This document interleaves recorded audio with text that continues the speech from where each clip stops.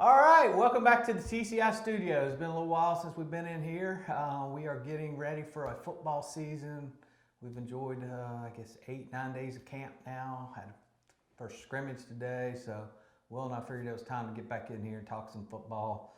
Will, let's concentrate kind of what we've heard this week, because this was the first full week of camp. What's a couple of the biggest things you've heard this week? Well, I think the biggest thing, it starts with the defensive line. You get the three freshmen that have really come in and have really just been the talk of camp, no matter if it's a coach, a player. Defensive coordinator Brent Venables after Saturday's scrimmage was all about those three guys. Brian was dominant and has been dominant.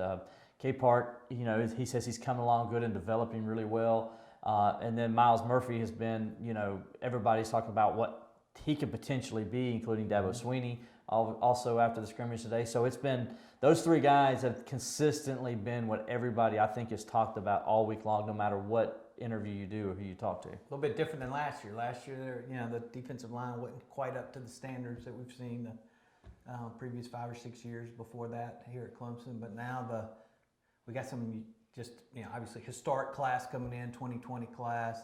Doesn't have a lot of experience yet, but talent. As good a talent on that defensive line and depth as we've seen. There's no doubt. I mean, this defensive line, as I was listening to Brent Venables talk, it reminds me of a couple of years ago hearing him talk about the defensive line with Christian Wilkins and Cleveland Farrell and Dexter Lawrence and, Austin Bryant. That's what it reminded me of when he was just talking about how explosive they are, how they can, at times, they just wow you. It's kind of these wow moments. And he says they still have those plays where they're inconsistent and they do something that probably puts them out of play. That's going to happen with young players. But the big wow factors are there. And that's something that you didn't have really with the defensive line. Now you throw that in with a guy like Tyler Davis, who is, we saw how good he is and technically sound he is last year as an All-ACC player as a freshman. Niles Pinckney is a veteran player, Jordan Williams, then Justin Foster. You're going to kind of throw those guys into that mix, and I think you got yourself a pretty doggone solid KJ Henry. Yeah, they've been talking about him too. We don't have Xavier Thomas right now, but gosh, we got a plethora of talent. It's going to be fun. Don't ask me how to spell that. Or me. All right, Will, I'm not going to ask you to name them all, but they did have their first scrimmage today, and it's kind of like the MASH unit today. It was 14 players were held out of the scrimmage today. That's held out, okay? And then one player got injured during the scrimmage. So that's 15 players overall. Pretty good considering only one player got hurt and you had that many people out. But, obviously I think, you want to highlight the big names. Amari Rogers was out. So was Travis Etienne. But he talked to us on Friday, so I think everything's okay there, so don't panic because he looked okay when we talked to him. I think they just held him out. Obviously Frank Latson and Nagata are out. They've kind of both missed practice most of the week because they were in, protocol, if you will. And then, a couple other guys out as well. But I think, from what I understood, it didn't seem like anything was too serious from what Dabo and Brent Venables said. On the defense side, Skowski was out. Mario Goodrich has got a stomach bug. Venable says that guy's been just snake bit. He's like, he just can't seem to stay out on the field right now. And I think really it's just a bunch of guys. Foster was out, but it didn't sound too serious either on his end. So we'll see. Now, remember, I think a lot of people are like, well, why are they out so much? They just went to full pads on Thursday. Yep.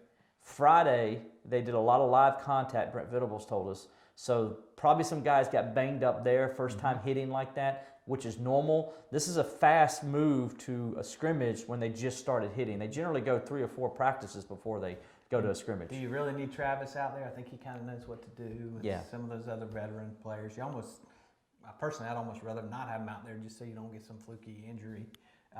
You mentioned the 2 receivers that are out for the protocol. Now today we heard there are 2 offensive linemen that are out for the protocol. So we don't know. They haven't said, hey, did one of these guys who had the COVID and who didn't, but they're just saying they're in the protocol. Right, and so you just kind of read between the lines. We don't know if either one of them has it. It's just like with Latson and Nagata, they're roommates. Yeah, so we don't know if they had it or they were around somebody. Exactly, and so you have to go. And each person, as I was explaining through all of this, each person has a different way in which they handle it or go through it. So it could be 10 days for some person. It might be 12 days for another person. So it all just depends on how it goes. But Nagata will be at practice on Monday, Dabo said, because he's back, and he's those guys are getting on the back end of it. Yeah, and then he's got to bring them in. Okay, they got to start off. The NCAA makes you start off in shorts and then shells before you can go to full pads. So the acclimation period is what Dabo's when he calls it. Who are some of the other names we've heard some positive vibes about? I mean, I know one guy we've heard some things about this week, Mike Jones. Dabo's talked a lot about him, and we've just kind of heard from some of the other players how he's a different player. Obviously, everybody's like, oh my gosh, we lost Isaiah Simmons. We're going to have a big, huge loss. And obviously, you're not going to replace Isaiah Simmons, but it's good to hear positive things coming out of camp about Mike Jones. Yeah, Mike Jones is definitely, Brent Venables again today talked about what a camp he's having, kind of picked up where he left off in those 9 practices in the spring. Is really, as I asked him, I said, who's playing the nickel position? Kind of get an idea of who the other guys are. And he went straight to, well, Mike Jones is our guy, which told me they think Mike Jones is a lot like, I would say not Isaiah Simmons, but more Dorian O'Daniel. And let's not forget, they can leave him on the field. They can leave him on the field. And Dorian O'Daniel, remember, was a All-American and a very good playing on Sundays. Strong side linebacker who played the nickel and all that, and played on Sunday. And people go back to 2017 if you want to remember how good Dorian O'Daniel is. So to kind of throw him in that comparison, that's pretty good people to be with. And so he's definitely been a talk. I think on the outside, I think, and this is a question, who's going to replace, on the other side, who's going to replace A.J. Terrell? But we're seeing that Booth is really making some strides. Guys are talking about how he's physical, how he just, like, you can see the light bulb has come on for him and how he's running around healthy. Remember last year he had the banged up knee, and a couple guys said that think they got in his head a little bit because he wasn't able to be who he is. But now he's flying around to the football. He's making plays. Heard he had a couple more good plays again today in the scrimmage, and he's another guy they're talking Brad about. Davis getting a lot of talk. Dabo raved about him today, said he had an interception in the scrimmage. Joseph Charleston, obviously not corner, but another guy in the secondary, had an interception today. So you're hearing a lot of names. I mean, there's you lose AJ, but there is a ton of talent there at corner. They are so deep at corner and so deep at safety, it's not even funny. When you look at the 4- and 5-star guys that have come in and play in those positions, I mean, it just reminds me of what they had at the beginning of 2015 when they had all those guys in there with Mackenzie Alexander and Jaron Curse and all those. That's what it reminds me of from a talent standpoint of what they have right now. It's taken them a couple years to build that back up, and now you see it. And, a lot of people are like, what are they going to do with Isaiah Simmons? And I keep telling people, look, they're going to miss Isaiah Simmons, and you wish Isaiah Simmons was in this defense because he would definitely make it even more special. But they're not going to miss Isaiah Simmons in the sense of what they're doing because they got so much talent on that back end. They're a lot stronger now in the secondary where they don't need a guy like Isaiah Simmons to be all over the place and have to make plays. Well, Dabo threw out some pretty high praise today to the 2 freshman running backs. He said, I hate to say this, but Clemson fans will know what I mean when I say this. He said, it's just like thunder and lightning again. So he compared the 2 freshmen coming in.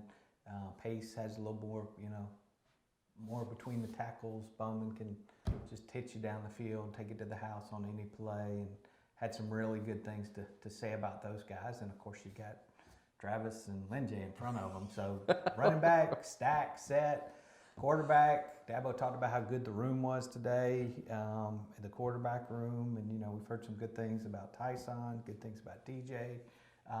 And that's important. This year with the COVID, there's going to be a game or some games during the season where you're going to have to go to maybe a DJ or Tyson instead of Trevor or a Lynn J instead of Travis. If somebody ends up getting the COVID and has to sit a game or two, this depth that Clemson has, which hardly anybody in the country can match, this season, this is where that depth could really pay off. There's no doubt. And there's nobody in the ACC that has Clemson's depth. There's nobody. I mean, it's not even close. I mean, it's just when you look at this roster and you look at the makeup, offensively and defensively, just to see all the number of guys who would be starters anywhere else they're playing in this conference. And I'm not talking about just starters. I'm talking all ACC caliber players. I mean, they're just loaded. And you mentioned the running back position. Every time I look at that depth chart at running back, I'm just like, how are they going to get all these guys the ball at some point? because running backs like to carry the football. You know that. And they got the best possibly running back to ever step foot in the Atlantic Coast Conference as the starter coming back. And then they got Lynch Dixon, as you mentioned, Bowman, the two guys from last year.